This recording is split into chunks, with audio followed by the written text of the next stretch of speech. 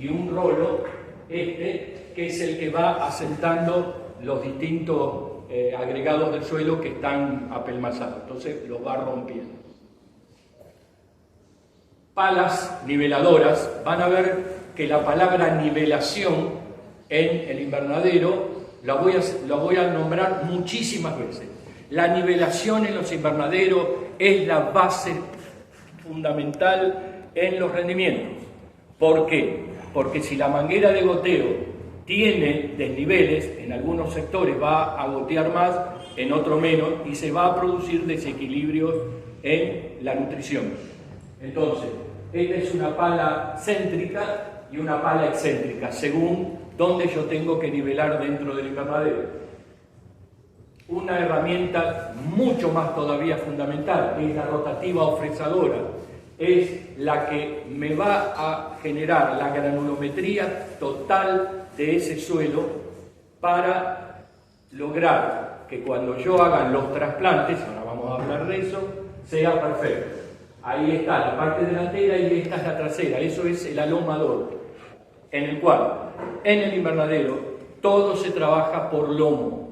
¿Por qué? Porque se controla muchísimo más esa fertirrigación, el sistema radical puede expandirse mucho mejor y se van a obtener un sistema radicular poderoso, absorbente, que me va a producir posteriormente grandes rendimientos. Así queda un invernadero después del cultivo. Dentro de muy poco tiempo, ¿ven? Se saca el cultivo, pero queda así. En ese caso el tomate, pasa lo mismo con pimiento, el cual ustedes están viendo fruta, maleza, pero totalmente desprolijo. Entonces, lo que hay que hacer ahí es sacar todo eso. Generalmente, si yo dejo eso, quedan semillas, quedan residuos de plagas, de enfermedades. Entonces, ¿qué hay que hacer? Eso, totalmente limpio. Es un trabajo que tarda entre 3 a 7 días poder limpiar todo el terreno del cultivo anterior. Una vez que está así, limpio, se va a proceder a el primer trabajo, que eso se hace entre fin de abril y principio de mayo. Tomamos ese implemento y ahí ustedes comienzan a ver cómo este sector de los puntales de ese implemento comienza a producirse, ¿ven? Se introduce hasta 30-35 centímetros de profundidad para ir rompiendo todos los lomos del cultivo anterior. Ahí pueden ver otra imagen en la cual, ¿ven? El tractor, que generalmente no puede ser menos de 40 HP, para poder avanzar con ese implemento. Ahí ven también cómo se van rompiendo los lomos del cultivo anterior, lomos apelmazados, duros, pero con esta herramienta podemos hacer la limpieza y la rotura de esos lomos que estábamos viendo. Ahí van viendo cómo va quedando el terreno después del pasaje del cincel. Y así está terminado la primera etapa, que es la sacada de esos lomos que ustedes estaban viendo anteriormente. Pero en este momento dice, cuando se extraen suficiente cantidad de muestras del suelo, ¿para qué? Para que posteriormente se produzca el análisis del suelo. El cultivo anterior queda con una cantidad de nutrientes, pero tenemos que saber con qué cantidad de nutrientes. Un análisis de suelo se hace todos los años. Análisis de suelo, análisis de agua. Lo que tienen que saber es que el análisis de suelo a mí me determina, desde el punto de vista global, potencial, cómo quedó ese suelo a nivel nutricional. Todo lo que dice ahí, ¿lo voy a poder utilizar? No, porque ahí empieza a tener mucha importancia qué está disponible para el sistema radical. Entonces, cuando hagamos el análisis del suelo, vamos a hacer un pasaje de análisis para entenderlo mejor. Alberto, sí. ¿tomaste? No, gracias, te agradezco mucho. Las relaciones entre los nutrientes de la solución de riego y fertilización dependen de la calidad del agua de riego, por eso tengo que hacer el análisis, del estado nutricional del suelo, tengo que hacer el análisis, y el periodo fenológico del cultivo. Yo, si no hago análisis de suelo y agua, no sé cómo tengo que empezar a encarar un nuevo cultivo.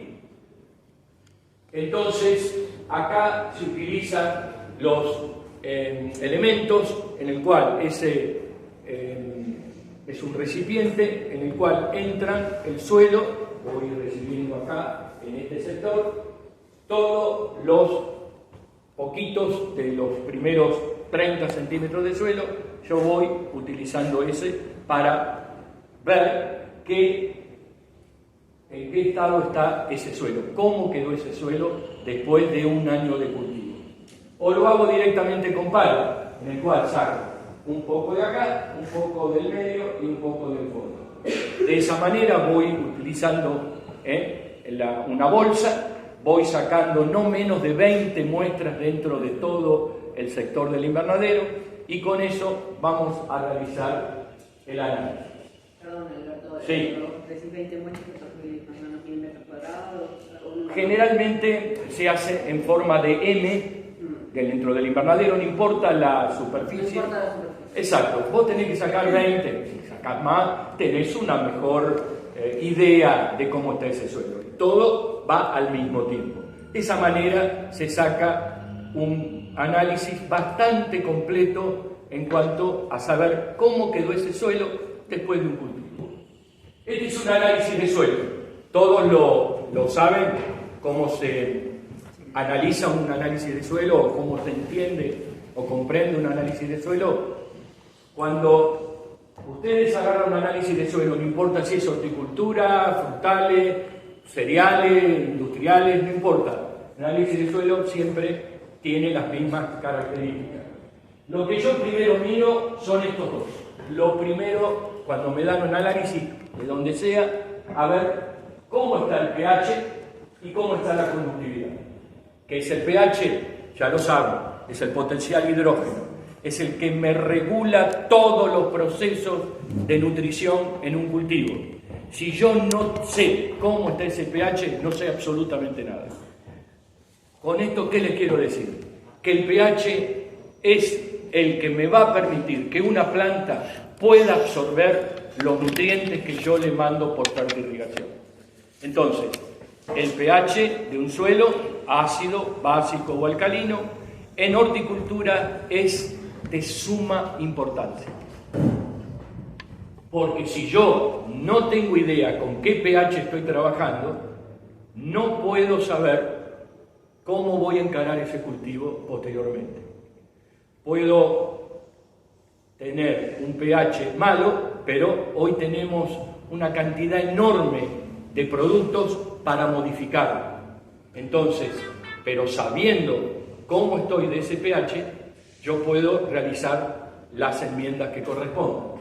Y la conductividad, generalmente es la salinidad. Hay un elemento fundamental, lamentablemente en contra del rendimiento, que es el sodio. Por eso se llama sodicidad, que hay que diferenciarlo de salinidad. La salinidad son sales solubles que no son sódicas. Entonces, una cosa es salinidad y otra es sodicidad. La más complicada de un invernadero es el sodio, debido a que no hay lluvia, siempre hay un techo y por lo tanto allí, cuando no se hacen bien las cosas, se generan desequilibrios desde el punto de vista sódico. Entonces, en este caso, dice acá, manejo inadecuado. ¿Por qué? Porque el pH es alto, porque la conductividad es alta. ¿En qué me va a modificar una conductividad alta? En el tamaño de la hortaliza. Generalmente cuando se tiene conductividades altas, tanto en pimiento como en tomate, se reduce los rendimientos por una menor cantidad de cuajes dentro del cultivo y sobre todas las cosas en los tamaños modifica muchísimo. Entonces, la conductividad del pH es lo primero. La segunda es la SIC, capacidad de intercambio catiónico. ¿Cómo estoy desde el punto de vista de esa relación, donde el calcio es el regente de ese intercambio?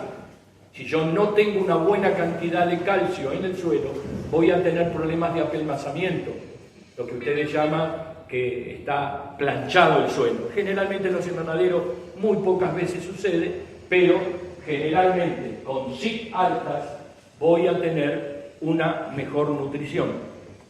En tercer lugar, el PSI, porcentaje de sodio intercambiable. Si yo no estoy de acuerdo con lo que me está sucediendo acá, y acá tengo un PSI de 20, estoy realmente en problemas. Los rendimientos van a caer abruptamente. O sea, costos altos, rendimientos bajos, lo ideal para el desastre. Entonces, ya van viendo cómo en un análisis de suelo mido estas dos, pH conductividad, la SIC y el PSI. En cuarto lugar, ¿qué tengo que mirar? Las bases, potasio, calcio, magnesio. Son los que regulan toda la nutrición de un cultivo hortícola. ¿Qué son las bases? Bueno, la saturación potásica, cálcica y magnésica. Una vez que yo tengo esos valores, comienzan las relaciones de base. ¿Cómo está el calcio con respecto al magnesio? ¿Cómo está el calcio y el magnesio con respecto al potasio? ¿Y cómo está el potasio con respecto al magnesio? Ahí el análisis del suelo me dice adecuado, adecuado, adecuado. Cuando estos tres son adecuados, pero tengo un PSI alto y tengo un pH y una conductividad alta, tengo muchas posibilidades de enmendarlo. Ya vamos a ver con qué se enmienda. Luego, en quinto lugar, ¿cómo estoy de materia orgánica? En horticultura, si yo no tengo una materia orgánica superior a 3, estoy en problemas, porque son suelos muy complicados, muy duros, y la materia orgánica es la gran posibilidad de que el poder de equilibrio en el suelo sea posible. Generalmente, en estos momentos estamos entre 3,5-4% de materia orgánica. Mar del Plata, por ejemplo, está en 6% de materia orgánica. Corrientes, que es arena pura, está en 0,3% de materia orgánica. Mendoza, 2%, 2,5%, pero con una cantidad de arcilla descomunal. Eso le está dando la pauta que los técnicos asesores podemos estar en Mendoza, en Corrientes, en Salta, en Mar del Plata, en La Plata, y tenemos que tener la cantidad de elementos como para poder entender la situación y poderla enmendar. Otra cosa que tengo que ver, fósforo. El fósforo generalmente son yacimientos de fósforo en La Plata por una mala fertilización. Estamos en 300, 400 ppm de fósforo, partes por millón, por supuesto, que hacen de que sea ya tóxico. El problema es que esas 300, 400 partes por millón de fósforo no es asimilable. ¿Por qué? Por las condiciones justamente de pH y conductividad. Ya se están dando cuenta que son muchos los valores que tenemos que manejar, muchas variables para tener un suelo equilibrado. Esto les da la pauta de que el tema suelo tienen que manejarlo muy bien, y eso es enfrentarse a los problemas que el suelo les va a generar. Nunca el suelo les va a regalar nada, nunca, jamás. Siempre hay problemas, y tenemos hoy, gracias a Dios, muchos elementos, muchos productos que hacen de que podamos ir resolviendo diariamente los problemas de suelo. Otra cosa importante, ¿cómo estoy de nitrógeno? Un exceso de nitrógeno en horticultura inicialmente es un problema porque hay sobrecrecimiento, hay una actividad vegetal muy excesiva en detrimento de la productividad. O sea, cuando hay exceso de nitrógeno vamos a tener problemas de reproducción, vamos a tener problemas de cuaje. Entonces, tenemos que mirar mucho todo el tema de nitrógeno. Y por último, la relación carbono-nitrógeno, que es una relación fundamental para que los procesos biológicos del suelo sean los adecuados. Entonces, en este caso, repito, ¿por qué es inadecuado? Porque tengo un pH alto, porque tengo una salinidad alta, porque tengo una cantidad de sodio alto y porque tengo una cantidad de fósforo súper alta. Entonces, eso a mí ya me determina que no se vinieron haciendo correctamente la nutrición de ese suelo. Manejo adecuado. Un pH neutro, generalmente en horticultura nos manejamos entre 6,5 y 7, ese es el pH ideal. Todo funciona a ese pH. Pero ya con tener un pH de 7, todos los nutrientes de esa capacidad de intercambio se producen perfectamente. Tengo una conductividad normal, entre 2, 3, 3,5, estamos bien, más el pimiento. Pimiento, con respecto a tomate, es que necesito que la conductividad sea alta, porque si no el pimiento es una máquina de crecer, y cuando un cultivo de pimiento crece mucho, los cuajes abortan, no se producen. Entonces, que yo empiece con una conductividad arriba de 3, en pimiento es bueno, en tomate no es tan bueno. Ahí comienzan las diferenciaciones. La saturación de sodio 9, estamos dentro de lo normal. La cantidad de fósforo 200 es regular, pero es pasable. Una cantidad de materia orgánica del 3%, estamos bien. Y una cantidad de 170 ppm de nitrógeno se considera normal. Entonces, acá podemos decir que estamos en valores normales en el cultivo para pimienta. Agua. El agua, hasta 2 veces por año hacemos análisis de agua porque los cambios en las napas son últimamente muy profundos. Por lo tanto, generalmente lo hacemos en invierno y en verano. Esta es un análisis de agua de La Plata, de la zona de Echeverri, de Olmos, de Abasto, de Los Hornos, en la cual pueden ver un pH de 7,7, muy normal para la zona, una conductividad 0,8, es un agua muy regular, tirando a mala. Lo ideal, el agua de Corrientes. Corrientes tiene una conductividad de 0,1. Es la mejor agua del país para horticultura, donde los rendimientos son extraordinarios, justamente porque tienen un suelo inerte, es todo arena y un agua excelente. Por lo tanto, todo funciona.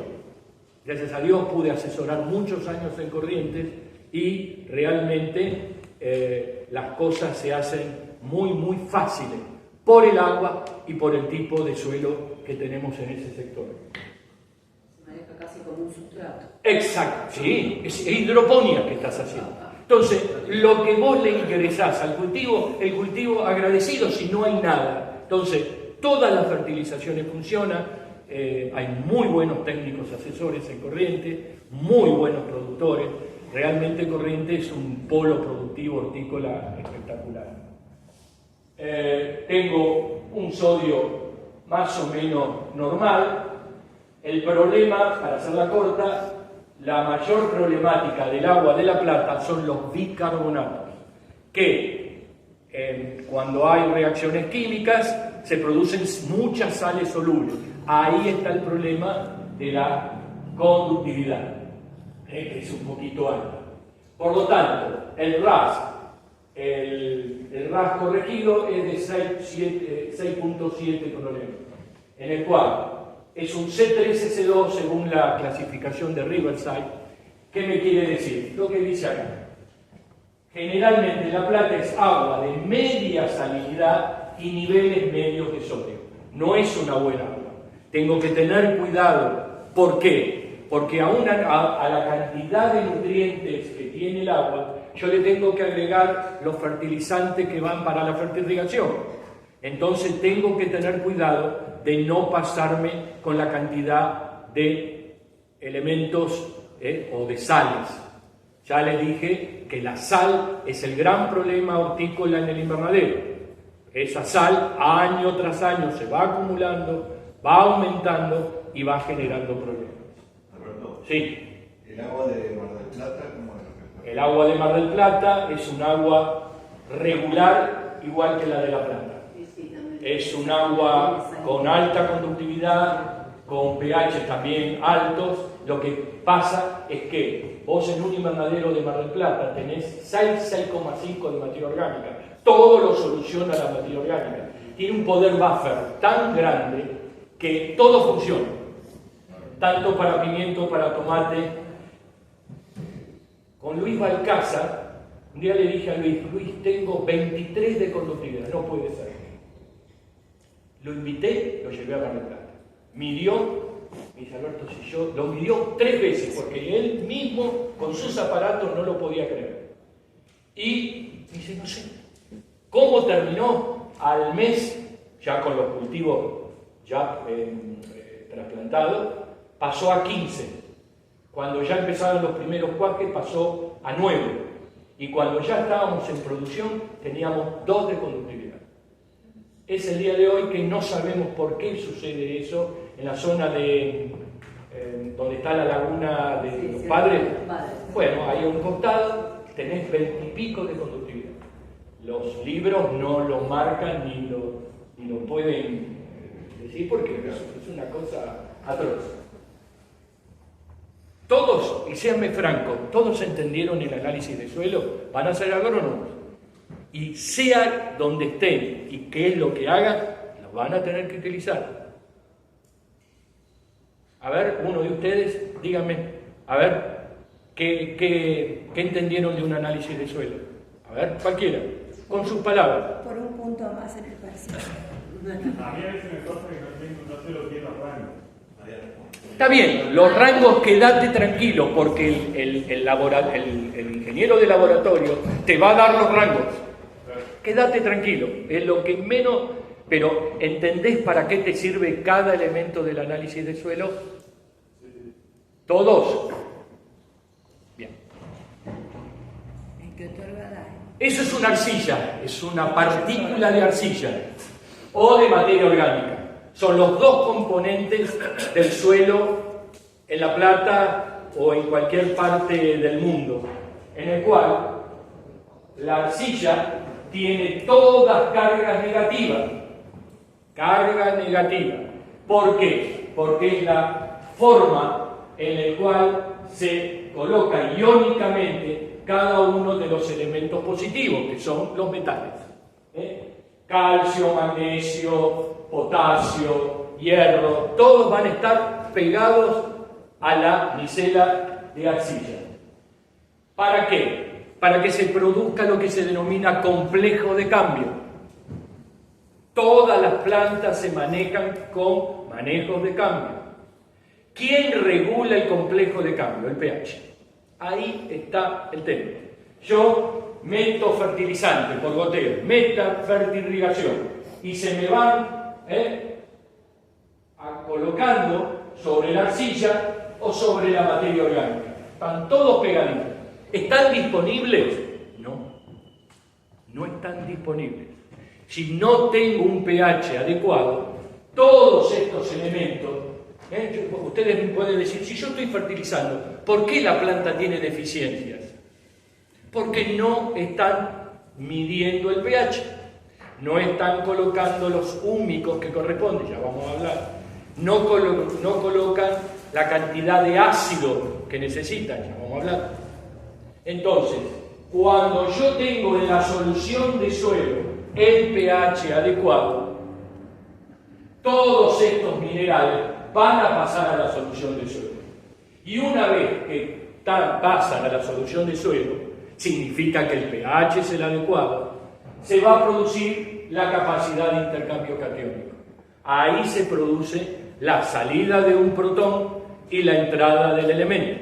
Primero los elementos monoiónicos, diiónicos, triiónicos, van ingresando, todo en fila, gracias al elemento pH.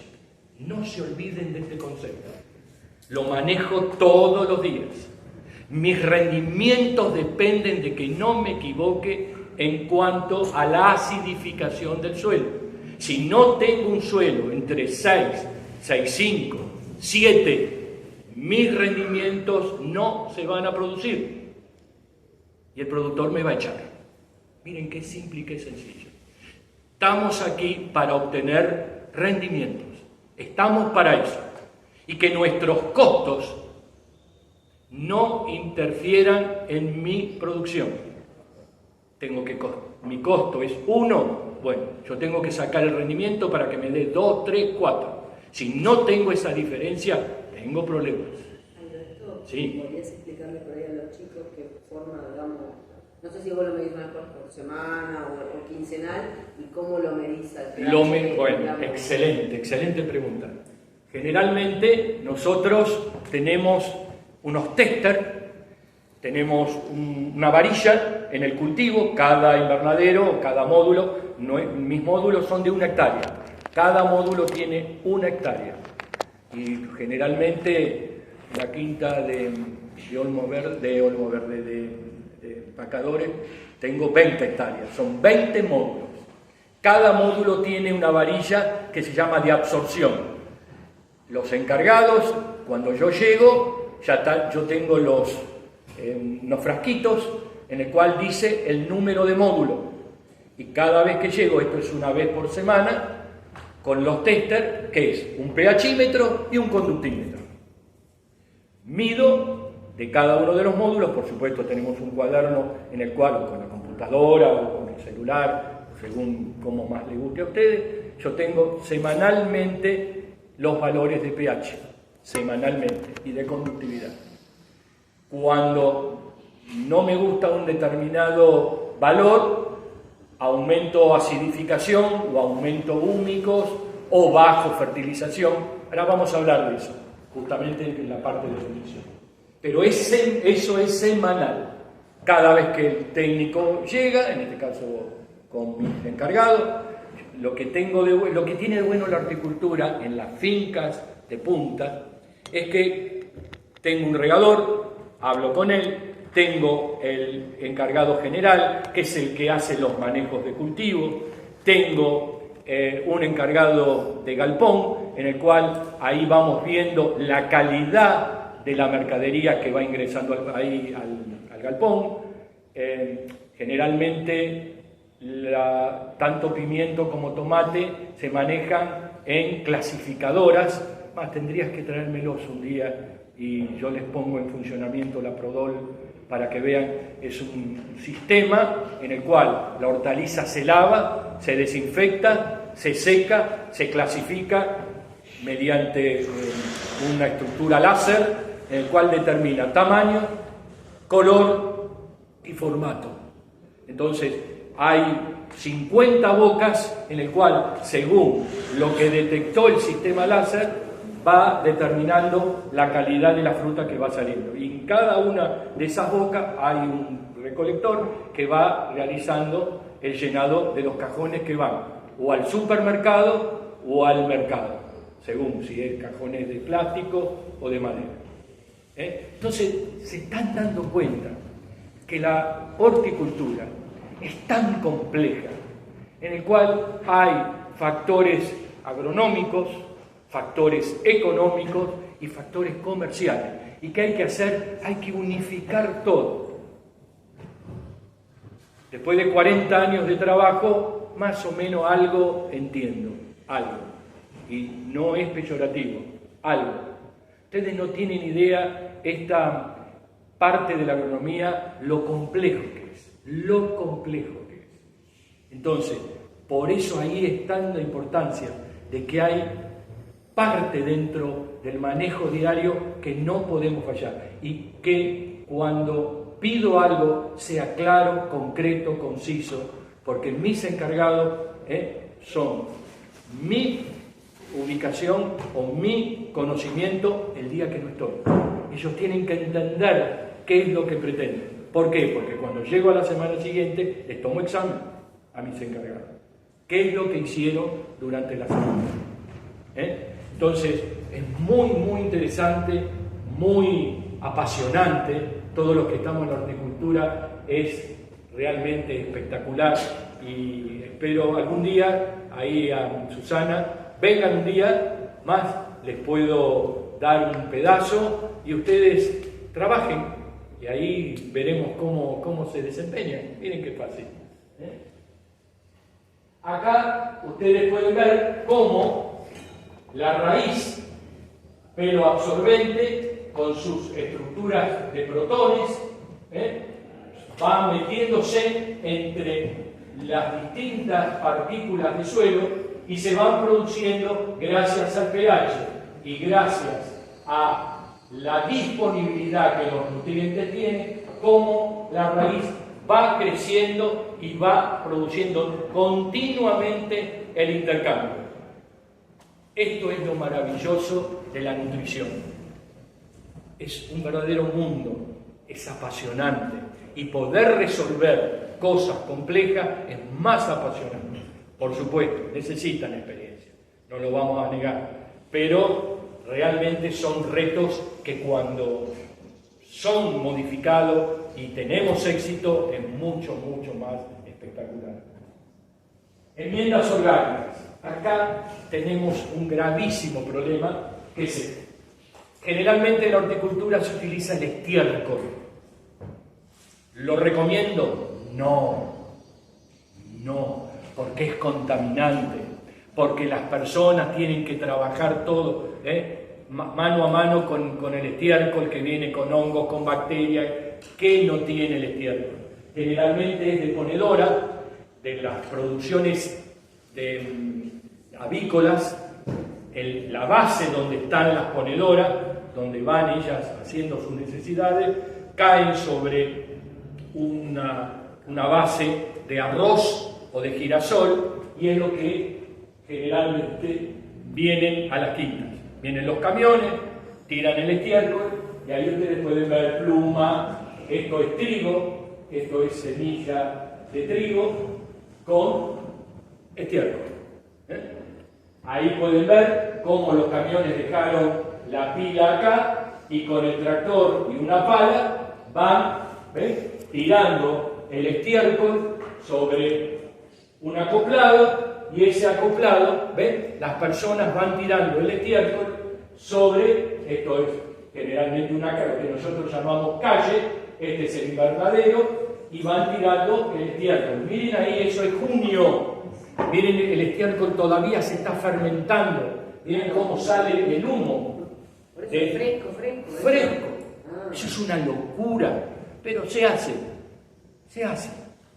No tengo muchas más explicaciones. Estamos los agrónomos tratando de disminuir, y ya les voy a comentar cómo lo estamos disminuyendo. Otros productores mucho más, con más actividad y con más recursos, tienen las desparramadoras, ahí lo pueden ver, toda esta tolva, está el estiércol, acá abajo hay como una especie de ventilador con unos alvéolos, entonces cae el estiércol y lo van desparramando. O sea, en vez de hacerlo con pala, como vieron en la imagen anterior, lo van haciendo con esta desparramadora. Perdóname, Sí. ¿tienes idea de un estiércol así? ¿Qué relación carbono-nitrógeno puede tener? Altísima. 5. Y 6 también. Sí, es altísima. Pero ¿cuál es el problema? El problema no es el carbono nitrógeno. El problema es la contaminación que vos generas. Por eso tenemos que ir, lamentablemente, otra lamentable, a la desinfección. Si en la horticultura, en pimiento, si yo no hago la desinfección de suelo, no cosecho. ¿Por qué? Porque estoy aportando una cantidad de hongos y bacterias descomunales y la raíz de pimiento y el tallo de pimiento es tremendamente sensible a los hongos de suelo. Por lo tanto, productor que no desinfecte el suelo no cosecha.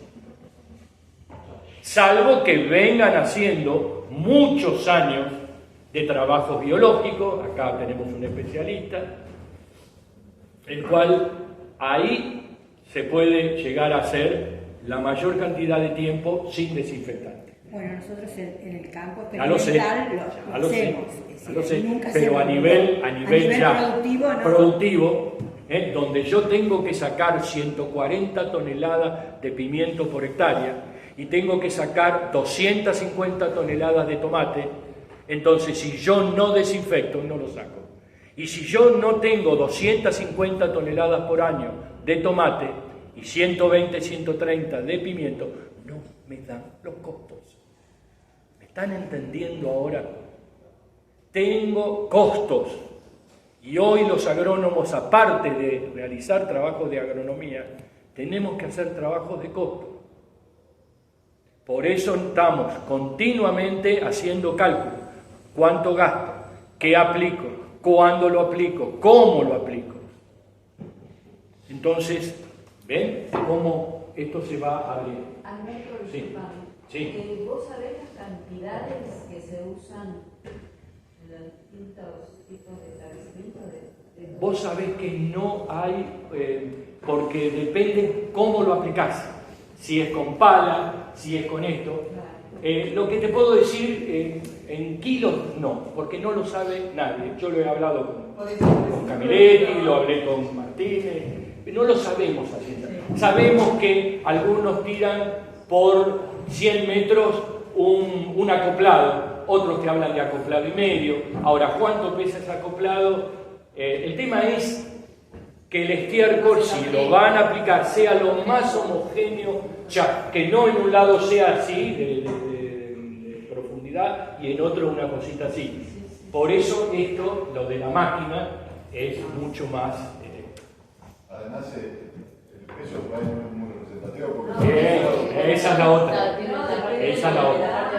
Tal cual. También si tiene cama o no, porque algunos los usan puros. Claro, eso es una locura. Para los tiempos que corren es una locura. ¿Saben qué es eso? Eso es Mendoza, Orujo. Cuando asesoré en Mendoza, realmente fue un placer. Primero por el ámbito. Estás en una finca y tenés a Chandón al lado, a Trapiche en el otro, y vos estás ahí en Tomate y vos estás viendo las bodegas. Y las montañas. Y las montañas atrás, tenés el cordón de plata. Entonces yo no miraba el tomate o el pimiento, miraba dónde estaba. Aparte después me llevaban a la bodega y ahí se pudría todo. Esto es Orujo de las justamente empresas vitivinícolas. Hicimos muchas pruebas con los productores mendocinos, en el cual hicimos esto puro, en vez de tirar estiércol, se tira esto. Y también hicimos compost de esto con estiércol. Realmente lo que logramos fue extraordinario. ¿Por qué? Porque Mendoza tiene un suelo con un potencial nutritivo excelente, pero es arcilla expansiva. Hace de que el suelo sea muy compacto, por lo tanto se ve afectado el tema drenaje. Entonces, ¿qué hacíamos? En la línea de plantación, ahora después se los voy a explicar, poníamos esto en la línea, hacíamos una zanja en el medio, tirábamos esto se mezclaba con el suelo del lomo y se plantaba. Pasamos de 40 toneladas por hectárea a 100 toneladas por hectárea, solamente con el agregado de materia orgánica. Eso ya les da la pauta de que la materia orgánica descompuesta en el lomo es fundamental para los rendimientos. Lamentablemente es muy chico, pero se lo digo, el pH del Orujo es de 7, 7,2, muy baja conductividad 5, pero lo más espectacular es que tiene muy bajo en sodio, muy alto en potasio, muy alto en calcio, y realmente la cantidad de materia orgánica ronda el 60%. Por eso los rendimientos que hemos podido aumentar. Este es el proceso de evolución de un compostado, va subiendo, a razón de los meses, se logra acá la máxima temperatura dentro del compostado, gracias a la muerte de los microorganismos patógenos, y va disminuyendo. ¿Dónde hicimos fundamentalmente esto? Acá, en Corrientes. estuve trabajando muchísimo en Corrientes. ¿Y qué se hace en Corrientes? Los cultivos de tomate, pimiento, no se tiran. O sea, cuando se saca todo el cultivo, se lo coloca así, en aislamiento, se hace un hilo de residuos del cultivo y se lo mezcla con tierra del lugar. Un poco de tierra, un poco de arena y se hace una mezcla. Se tiran mangueras de goteo y se moja. Con humedad. Exactamente, se le aporta humedad. ¿Para qué? Para que se produzca la fermentación. Luego se sacan las mangueras, se pasa a una fresadora para hacer toda la mezcla, se vuelve a lomar y se vuelve a mojar. Al año siguiente el productor, como es arena, donde va a ir la línea de plantación, se coloca el compost. Y ahí también los acá es medio imposible por la temperatura. ¿Cómo? No te entendí. Que se puede hacer por ahí en Corrientes, pero acá sería más complicado. Por Totalmente más complicado. En Corrientes, aparte, la temperatura hace que esto vuelva. En 3-4 meses ya lo tenés hecho. Una vez que está hecho, se le pone un polietileno para que la lluvia no lo lave y cuando se hace el nuevo, ustedes piensen que Corrientes planta en enero. Esto se hace de agosto, septiembre, octubre, noviembre y en enero ya está listo para colocar en el cultivo. Esto nos dio un resultado bárbaro. Generalmente el productor correntino no tira los cultivos, generalmente los aprovecha para compostarlos. En Almería se utilizan todos los residuos, todos ¿Sí? los residuos de Eso, sí. Ahí tenés que tener el personal súper entrenado para que no te junte la rabia, porque acá te llegas a pasar una Muy buena fresadora de eso. O sea, 2 metros tenés una línea de hilo. No, el productor correntino es para mí uno de los mejores. Aparte, hace muy buen su trabajo y trata de contaminar lo mínimo posible. Vos pensás que está al lado de Paraná. Vos sabés que Santa Lucía, Bella Vista, Goya, están al lado del Paraná y los invernaderos están a lo largo del Paraná. ¿Fueron a Corrientes alguna vez? ¿Hay algún correntino? No. Realmente tienen que ver lo que es la producción hortícola en Corrientes. Es un orgullo. Trabajan muy bien, muy buen galpón, una muy buena mercadería. Más, lo que ustedes comen en invierno, todo viene de Corrientes. Porque Salta, Tucumán también, pero es mucho más a campo. Corrientes todo invernadero. ¿Te imaginas, Alberto, si tuviéramos esa disciplina acá en La Plata, lo que seríamos como potencia productora? Sí, porque La Plata hoy está rumbo a las 7.000 hectáreas de invernadero. Estamos hablando de Florencio Varela, parte del norte de Florencio Varela, La Plata, el Gran La Plata, toda la zona de Pipina, y sí, 7.000 hectáreas fácil. Ahora, ¿todas están en producción? Posiblemente no, pero la estructura está.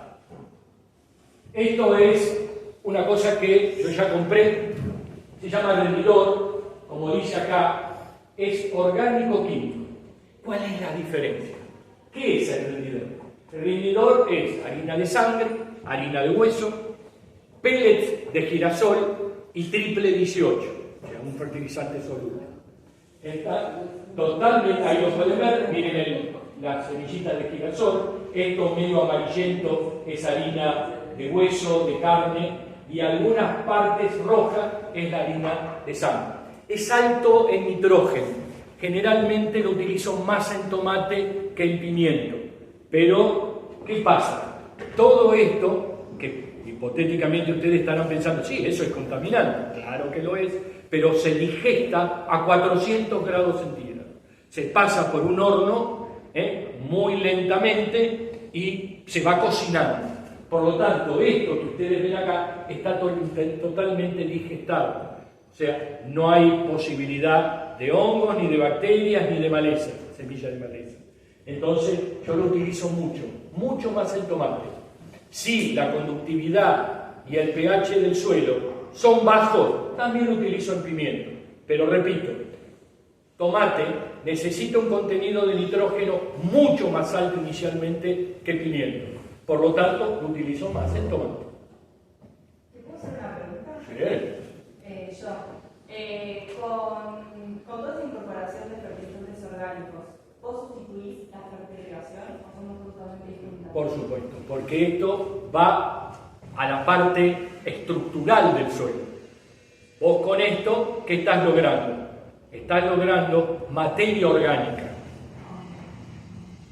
Vos con la fertilización lo único que estás aportando son minerales.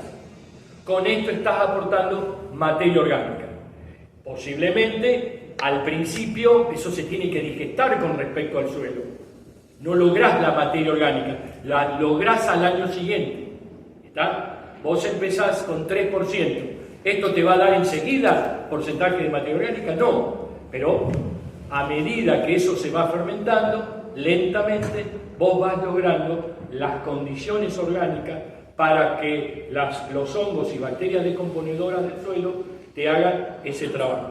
Entonces, la fertirrigación es química y esto es orgánico. ¿Está? Ahí ustedes pueden ver las bolsas, cómo se colocan. Ahí está el rendidor que recién les mostraba.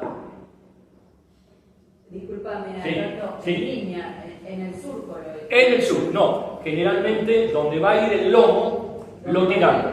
Luego alomamos ahí arriba. Exactamente. No, porque eso tiene una conductividad de 12, 15. Si yo lo mezclo, cosa que hice y me equivoqué feo. Porque también nos equivocamos, quédense tranquilos. Y tuve gravísimos problemas de quemadura. ¿Por qué? Porque la alta salinidad genera quemaduras en las raíces. Entonces, generalmente yo lo dejo ahí abajo. ¿Para qué? Para que cuando la raíz llega a ese sector ya está fermentado. Otro estiércol que se utiliza cada vez menos es el estiércol que viene de los frigoríficos. Esto es acerrín con estiércol de vaca. Generalmente es un estiércol de baja calidad. ¿Por qué? Porque si hay algo que no me gusta en el suelo es el acerrín. ¿Por qué? Porque el acerrín en el suelo se tiene que descomponer con una toma muy importante de nitrógeno. Por lo tanto, los cultivos con esta característica no tienen un buen inicio. Entonces, ahí lo pueden ver cómo se produce el desparramado de ese estiércol que recién vimos de vaca y De caballo, ¿no? sí, De los árabes, viene del frigorina. Alberto, y el rumen. No lo utilicé nunca, no tengo experiencia. A muchos Sí. agricultores que lo usan. Sí. O sea, yo creo que bromatológicamente. No se puede sacar eso. En realidad está prohibido. Ah, mira, Se usa, pero... no lo usé nunca. Claro, por ahí por eso lo usan los agricultores. Claro. Lo que sé que ese, el que vos decís, es más que nada para aflojar el suelo. Esa es su función. Es una función que en vez de estar arcilloso, vos con eso lográs canales, pequeños microcanales de drenaje. Claro, porque tiene mucha celulosa. Exactamente. Lo que pasa es que tiene cachos de sangre. Exactamente. Es proteína en definitiva, pero... Sí. Los productores de lilium lo usan Sí, mucho porque claro. necesitan que la tierra sea muy maleable. Claro. Que cuando plante el puño para poner el bulbo lo pueda. Que eso es lo fundamental. Un suelo, cuando está suelto, cuando está esponjoso, realmente la expansión radicular se logra mucho más rápidamente y por lo tanto luego el cultivo que ustedes, el desarrollo del cultivo va a ser mucho mayor. Hay una fotografía de más acercamiento. Una vez ya hicimos el cincelado del suelo, ya hicimos el agregado de la materia orgánica, ya con las cosas positivas y negativas que tiene, vienen las enmiendas correctivas. Enyesado del suelo. se espolvorea sobre el terreno, ya sea en forma sólida, esto ya casi no lo hacemos más, y ahora se hace aplicación líquida. Así, eso es alta, eso es un invernadero de embarcación. Ustedes pueden ver la tolva llena de yeso y azufre y se va tirando mediante 3 boquillas sobre el lomo. Se tira yeso y azufre. Yeso, ¿para qué se utiliza? Es sulfato de calcio. Generalmente el calcio va a hacer un intercambio con el sodio. Yo tiro yeso para disminuir el contenido de sodio del suelo. ¿Y el azufre para qué? Para bajar el pH del suelo. Ahora se los explico. Alberto, perdona, un inciso, porque viene bien esa foto. Eso es embarcación de... Sí. Para que vean el tipo de invernadero, ¿no? Eso, Parral de Almería. Parral de Almería, o sea, eso es una cosa que acá no la van a ver y cuando nosotros hablamos de tipos de invernadero, fíjense que prácticamente no tiene pendiente. No hay pendiente. Yo no sé, ¿cuánto puede llover en embarcación? 70, 80 milímetros en determinado momento del invierno y un poco bastante más en el 100 y pico en el verano. Ah, pero... Muy poco. Ah, yo pensé que era lluvia. Zona desértica esa embarcación. Ah, Semidesértica. pero ponerle en Tartagal, Orán, que es más yungas. Orán, más desértico todavía. Bueno, Llueve muy poco. Estaba equivocado. Por eso pueden hacer un tomate a campo. Vos tenés productores de 40, 50 hectáreas de tomate a campo, donde, por supuesto, riego por goteo, pero a campo. En invernadero fundamentalmente se hace pimiento, porque el pimiento a campo no viene tan bien. Entonces, cuando vos vas a un invernadero en Salta, Jujuy, toda esa zona, generalmente en el invernadero hay pimiento. Hay algo de tomate, por supuesto. Pero por eso pueden hacer Parral de Almería. Exactamente, porque las condiciones pluviométricas son muy bajas. No sé si se dan cuenta lo que quiero decir. Fíjense la pendiente, prácticamente eso no... Es un invernadero, no es multimódulo, sino que es un invernadero monomodular, digamos. Es todo una única estructura. Sí, lo mostramos, estaba en el PowerPoint de invernadero y hicimos mención. Recuerden que en el NOAA tenemos un régimen monzónico, ¿sí? Las precipitaciones, las pocas que hay, están concentradas durante el verano.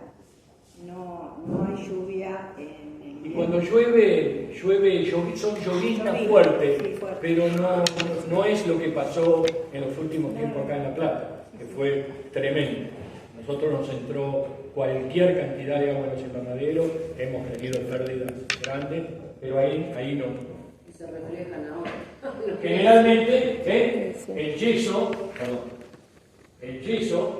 sulfato de calcio, se hidroliza, o sea, se cinde, anión sulfato, catión calcio. La arcilla, que es sódica, ¿qué pasa? En contacto con el suelo, se cinde, arcilla por un lado, sodio por otro. ¿Qué hace el calcio? El calcio desplaza el sodio, formando arcilla cálcica, y el sulfato de sodio, luego por riego, lo voy eliminando. Esa es el kit de la cuestión de por qué tiramos yeso. ¿Es obligatorio? Totalmente. El agregado de yeso en el invernadero y azufre es obligatorio, porque si no, no puedo mantener ese pH que yo les hablaba de 6,5. Generalmente, cuando yo agrego yeso, lo veo todos los años. ¿Cómo obtengo, gracias al yeso, gracias a esa mezcla que hago con el suelo, un sistema radical mucho más poderoso? Por eso es tan importante. ¿Se hace todos los años? Todos los años. Bueno, hay una cantidad, miren todos los efectos positivos de una yeso. pregunta, corazón. Perdón, el sulfato de sodio termina en las napas, ¿cierto? Sí y no. Todo depende cómo es la base a 1,5 metros, 2 metros. A veces pasa, a veces no. No está muy claro realmente, sí. te puedo hacer una afirmación, no la puedo hacer. Pero sí, hipotéticamente, alguna parte de eso pasa. La segunda, que está, la pampeana, que está a 30 o 40 metros. No, ahí no llegan, o sea, a la primera, exacto. Pero no al puente. Miren todos los efectos. Mejora la estructura, aumenta la reserva, permite una circulación correcta del agua y nutrientes. Wow, es enorme lo que aporta el sulfato de calcio en el suelo. El otro, como dijimos, es el azufrado del suelo. Apareció ahora 5 años un producto que se llama Mix Calcio, que son nanopartículas, es una nueva tecnología micro, en el cual pensar hace 10, 15 años que yo podía mandar azufre cálcico por goteo, me trataban de chiflado. Hoy tenemos esa tecnología. Y antes, yeso, 700 kilos por hectárea, yeso, 1200, 1400. ¿Saben cuánto se echa de mil calcio? 40 litros. Miren la diferencia. Esto es americano, viene de Norteamérica, y realmente hemos hecho maravillas. Suelos que no producían nada, a partir del agregado del mix, hemos logrado altísimos rendimientos. Lugares donde ya no se podía hacer más tomate ni más pimiento. Lo hemos logrado con este producto. Más, se lo recomendé a Susana allá para el experimental y creo que me dijiste que mejoró muchísimo. Es un producto, repito, con nanotecnología. ¿Qué hace el azufre? Justamente el azufre lo van a encontrar de 3 maneras: como azufre elemental, como sulfídrico o como tiosulfato. En definitiva, para hacerla corta, tanto el sulfídrico como el tiosulfato, en presencia de oxígeno o de agua, me van a generar esto: liberación de protones, que significa liberación de acidez. Son los que me regula durante todo el año ese pH. Generalmente lo tengo entre 6,4 a 6,7, que eso es la panacea universal para la horticultura. Gracias al azufre, baja de pH, y gracias al yeso, intercambio con el sodio. Construcción de lomos. Toda la horticultura, son mucho tiempo. ¿Querés parar? Yo te iba a preguntar eso, si querés que hagamos un pequeño termino la parte de lomos y ya está todo listo para hablar del cultivo. Descansamos un ratito y después vamos con el cultivo. ¿Les está interesando esto? Sí. Sean valientes y díganme uno, esto me importa un rabanito lo que usted está diciendo. ¿No? No me hagan tanto, me voy a hacer muy feliz. Yo le digo siempre que el que maneja horticultura después puede manejar cualquier otro cultivo. Decilo fuerte. Vieron que ustedes han escuchado. La horticultura que el que puede manejar más o menos la horticultura después se va a un cultivo de maíz, uno de trigo, uno de soja y. Trigo, maíz, soja, con todo el respeto del mundo, forraje. Son 5 variables. 6. ¿Saben cuántas tengo en un invernadero? No menos de 50. Y no les estoy mintiendo. A veces tengo armadito 49. Me falló una y las pérdidas de rendimiento son atroces. Sin embargo, viste que la horticultura es la sirvientita de la producción vegetal. No sé si tan. Por supuesto. Yo creo que no. Soja, maíz, trigo son las vedetas. Lo hemos sabido siempre. Cultivos industriales, girasol, colza, etc. Pero para un agrónomo la horticultura es un reto, donde suelo, plagas, enfermedades, clima, construcciones rurales, manejo, la parte social, hay que convencer. Sí, porque maneja con mucha más cantidad de gente, digamos. Si yo no convenzo y no logro un léxico que sea positivo, porque a veces uno ve que la cosa no funciona, no hay que caerse anímicamente.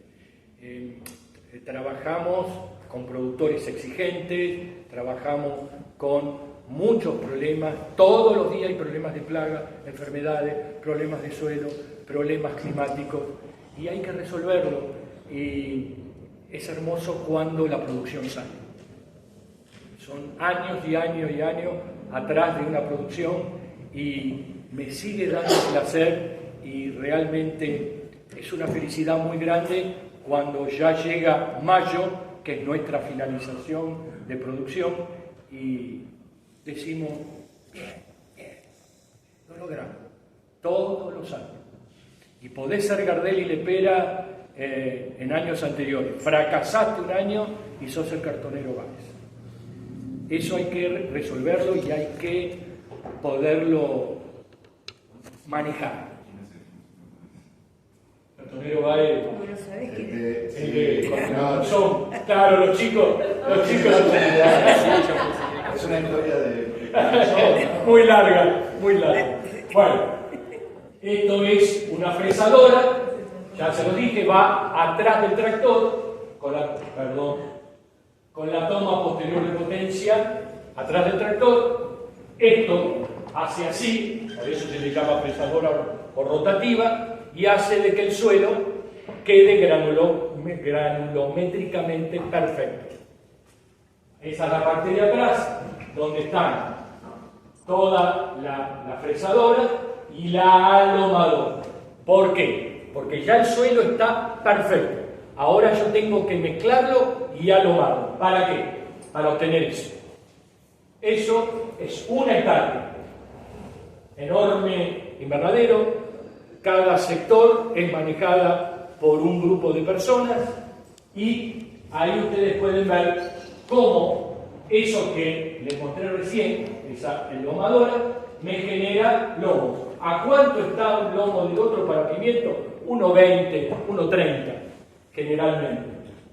Y ahí lo pueden ver el lomo en toda su espectacularidad. Generalmente tratamos de que acá hasta acá haya 35 centímetros. Si es mejor, si es mayor, mejor. Y generalmente de acá a acá hay 80, 90 centímetros. Un lomo espectacular. Cuanto más grande es el lomo, mejores rendimientos obtengo.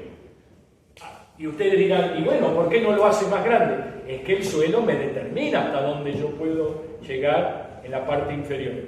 Entonces, ¿para qué? Acá está la granulometría que yo les decía. Piensen ustedes que en Solanaceae, morrón, tomate, berenjena, no hay siembra directa. Sí, 40 años atrás se hacía siembra directa y luego se hacía el raleo. Hoy no. Hoy un kilo de semilla híbrida estamos hablando de $90.000, $100.000. Entonces no podemos, tenemos que hacer plantín.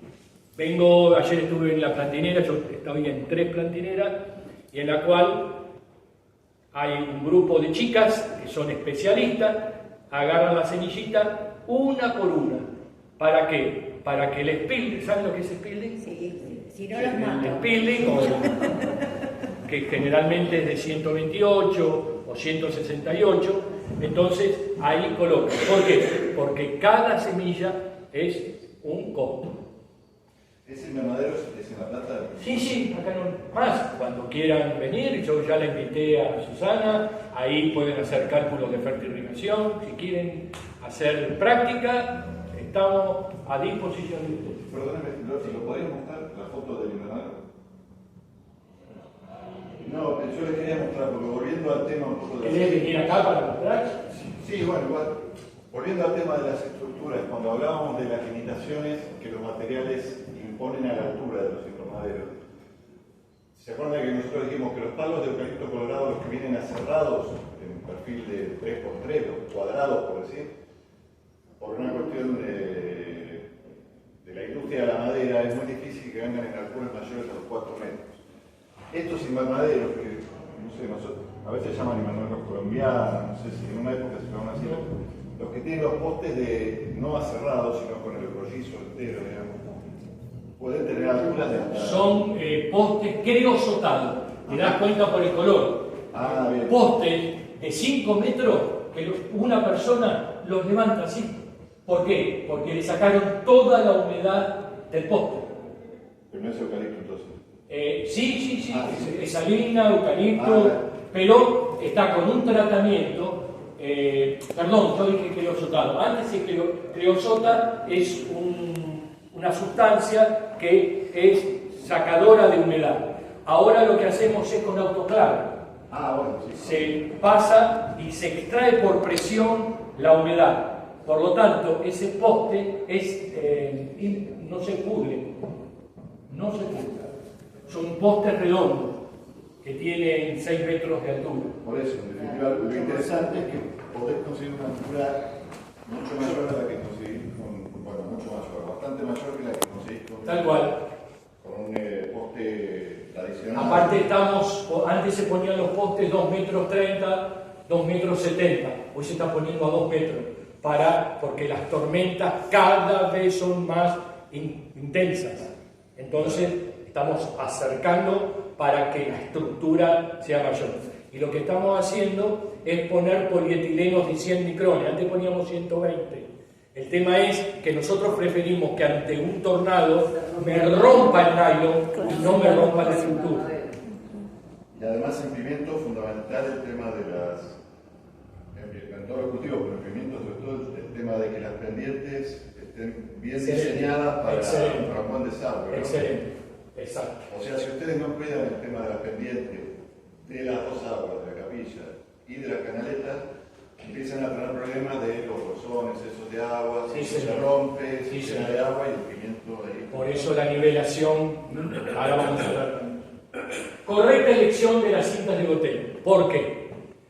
Porque ahí tienen el invernadero, ahí tienen el lomo, que ya lo armaron, ya está con las enmiendas, ya está todo lo que fuimos viendo. Por eso yo les ordené las imágenes de manera tal que sepan por qué llegué acá. ¿Qué se hace acá? Se logra poner las mangueras longitudinalmente, ahí la pueden ver también, ahí pueden ver los lomos y las mangueras. ¿Y qué viene? Viene la prueba hidráulica. Entonces voy viendo si las mangueras, todos los valvos, o sea, los agujeritos de la manguera, funcionan perfectamente. Miro el cabezal donde vienen los caños, donde sale la manguera de goteo, si no hay pérdida. Este es el momento de detectar pérdida y resolverlas. Ahí otra imagen. Y una vez que está terminado todo el tema de las mangueras de goteo, comienza la colocación de los plásticos. Ese plástico puede ser negro o puede ser blanco. Si voy a hacer una plantación muy temprana, prefiero el negro. Si voy a hacer una plantación más tardía, prefiero el blanco. Generalmente hoy, IPESA es la empresa número 1 de plasticultura, realmente con una calidad de polietileno realmente soberbia. Los chicos hicieron esa práctica, tiraron cinta de riego, O sea que esto ya lo conozco, entonces voy a ir más rápido. ¿Ven? Se colocan las personas van colocando, tratan de que de los dos lados sea igual, o sea, acomodar el nylon. ¿Ven? Con una asada hay máquinas que ponen el polietileno y lo tapan. Eso en Mar del Plata hay muchas, o sea, generalmente en Santa Fe hacen esas máquinas. Bueno, acá todavía no tenemos esa máquina que coloca la manguera, el mul y lo tapa. Acá se hace a mano y así es como queda. Ahí está el polietileno totalmente tapadito y ustedes pueden ver cuál es el aspecto que toma el invernadero. Lamentablemente les decía hoy al principio de la charla, desinfección. Lamentablemente tengo que ir a esto. Esto es dicloropropeno. Es un gran desinfectante. Lamentablemente, como todas las cosas de que desinfectan, genera contaminación. Pero bueno, Hoy por hoy no tenemos otra. Ahí puede ser en forma líquida, antes se utilizó gas, ahora ya no, es todo líquido, y ahí está la bomba especial, porque es una sustancia muy corrosiva, entonces tiene que ser aplicado con una bomba especial, donde se regula la cantidad de litros por unidad de superficie. No voy a entrar en esa porque hay un cálculo que no viene a caso. Ahí está cómo las mangueras, porque esa desinfectante va por la manguera, y ahí ustedes pueden ver cómo ya en este momento se está desinfectando. El lomo, previamente a la aplicación de agrocelone o Estral, se moja el lomo para que esa sustancia vaya de paso. Si yo dejo el lomo seco, me va a generar una desinfección de 10-15 centímetros. En cambio, si yo hago un mojado del lomo en toda su expresión, en toda su profundidad, eso genera una mejor dispersión de la sustancia y una mejor desinfección. Nosotros les explicamos que una forma natural de incorporar el mismo producto es a través de la biofumigación de las crucíferas. Eso es maravilloso. Y además el sistema es lo mismo, o sea, hay que mojar justamente porque es un gas lo que estás liberando. Lo que libera la crucífera también es un gas. Exacto. Y para que penetre tiene que haber... La única provincia que hace biofumigación es Corrientes. ¿Por qué? Porque Corrientes termina su producción en noviembre. Entonces, diciembre y gran parte de enero hace la biofumigación, donde ya dejan el polietileno puesto y ahí levanta 70, 80 grados de temperatura. Bueno, ahí voy a discrepar. Ahí voy a discrepar contigo, porque es lo que yo les enseño a los chicos. Nosotros hemos probado que esa función de la temperatura no es tal, sobre todo para Nacogos, Pero Corrientes no tiene Nacogos. Bueno, lo utilizará para otras, pero como nosotros, el mal más grande que tenemos en nuestra región es Nacogos. Sí. Bueno, nosotros en las pruebas de... ¿Sabe lo que es Nacogos? Es el nemátodo, uno de los nematodos, Nacogos. Pero nosotros hemos comprobado, porque hemos medido la temperatura, y con 30 días de biofumigación, donde la temperatura media alcanza los 28 grados, o de 25 a 28 grados, es suficiente para lograr la desinfección. ¿Por qué te digo esto? Porque nosotros no tenemos 70 grados constante, ni 50, ni 40, sino que ese valor máximo se va a dar en un momento del día. Claro. Porque la temperatura lo que importa es el día completo, es decir, el valor... Sí, vos lo que estás queriendo decir es una pasteurización. Exacto. Entonces, nosotros acá en La Plata se puede hacer, porque los resultados a nosotros... ¿En qué meses? Yo lo he hecho en agosto, en septiembre, en octubre, en abril y en noviembre, y siempre me dio resultado. Sí. Pero allá vos pensás que es arena. Ah, bueno, sí. Y la arena es tremenda. Allá lo que hay es melodollino. Sí. Y ahí se necesita, repito, es lo que me dijo INTA Bellavista. Ahí estaba Sara Cáceres y Sara me dice, es fundamental la biofumigación con temperatura. Repito, no soy especialista en biofumigación, pero es lo que me dijo INTA Bellavista. Entonces, por eso... Bueno, pero mis estudios fueron posteriores. No, es correctísimo. O sea que a vos la temperatura te interesa y casi nada. Casi nada, o sea, lo que quiero es desmitificar eso. Sí, que la temperatura es fundamental. Es fundamental. Está bien. No se necesita para hacer una biofumigación. Correcto. Bueno, apertura del mulch, ya terminamos la primera parte. ¿Ven? Listo, pasaron generalmente con el agrocelone y el Estral. Yo lo dejo 23, 25 días trabajando. Listo, a los 23, 25 días se hace la apertura. La apertura puede ser en segmentos, como en este caso, ¿ven? En este caso el color el negro es para abajo, el blanco es para arriba.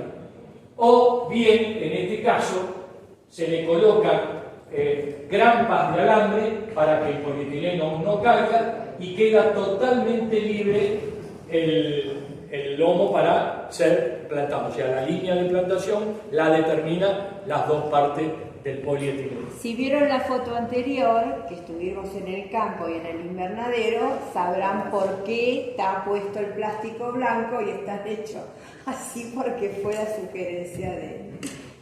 La Plata tiene las mejores plantineras del país. Las plantineras de La Plata se han profesionalizado de una manera donde se hacen plantines y se hacen injertos. Generalmente esa es una plantinera en Florencio Varela, esa es una plantinera acá en Lisandro Olmos, y ahí ustedes pueden ver cómo los plantines van a ser utilizados.